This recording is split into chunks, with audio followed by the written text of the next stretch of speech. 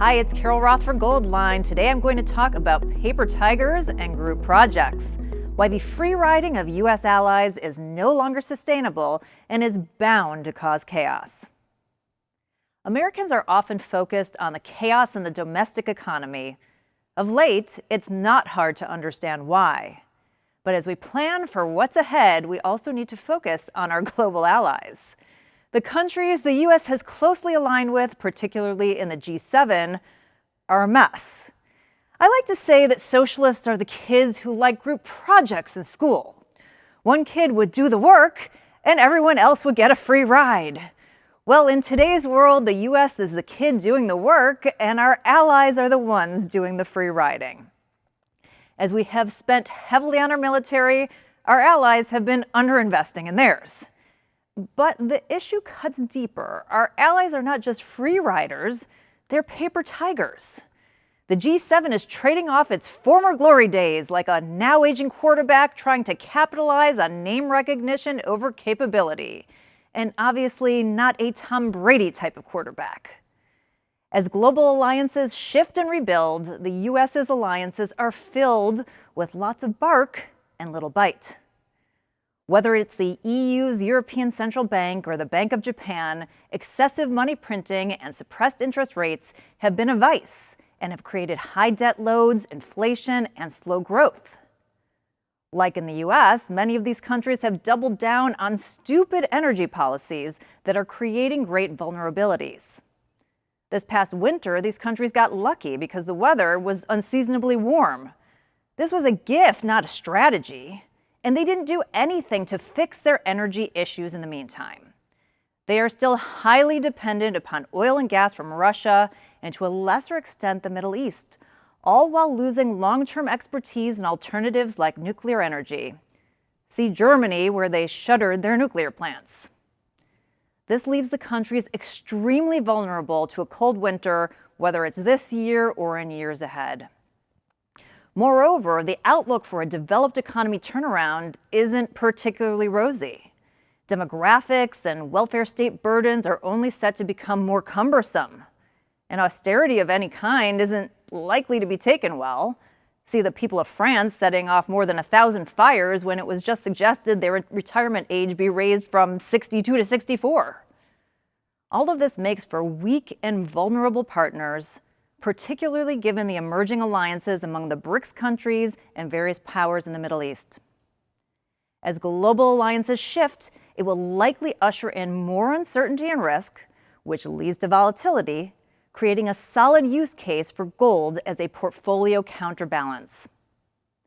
As the new global financial order unfolds, will the U.S.'s allies continue to have to move away from the U.S. dollar to pay for energy? Will they become war targets?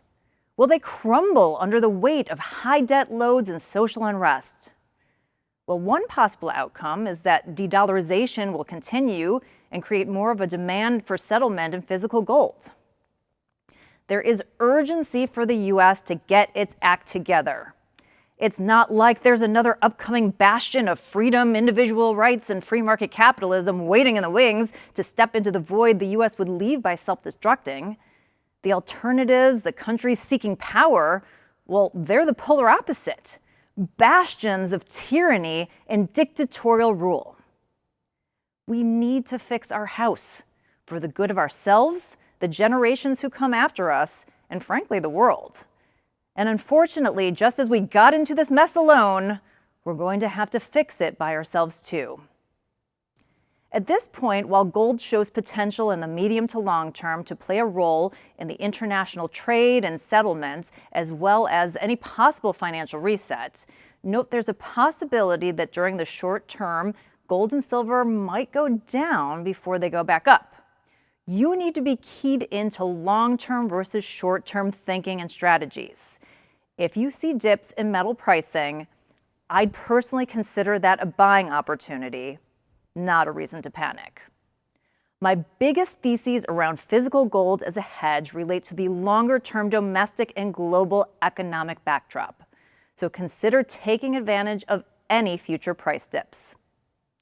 Prepare today by staying focused on the signposts, not just here in the U.S., but abroad as well, and make sure you are preparing and hedging as the global financial order continues to shift. If you haven't had an opportunity to hedge your own portfolio, or maybe you haven't hedged enough, keeping these major global shifts in mind, consider giving my friends at Goldline a call to help you. And do not wait on this. The economic backdrop has plenty of risk. If you call Goldline at 800-319-9533 or visit goldline.com, they have a special right now for their Betsy Ross Freedom Round, designed by me and exclusively available through Goldline. With a qualified purchase, get 1 copper Betsy Ross Freedom Round for free with every silver one purchased. That's 800-319-9533 or goldline.com. Just like those kids in the group projects, the U.S. can't count on anyone else pulling their weight. We need to guide and be in control of our own outcomes. And you do as well. Do what you can to make sure you have protected your wealth, because you cannot count on the paper tigers around you. I'm Carol Roth for Goldline. I'll see you next time. The views and opinions expressed in this video are those of Carol Roth and do not necessarily reflect the views or positions of Goldline or its parent company or affiliates. These views and opinions may have been previously disseminated in other media.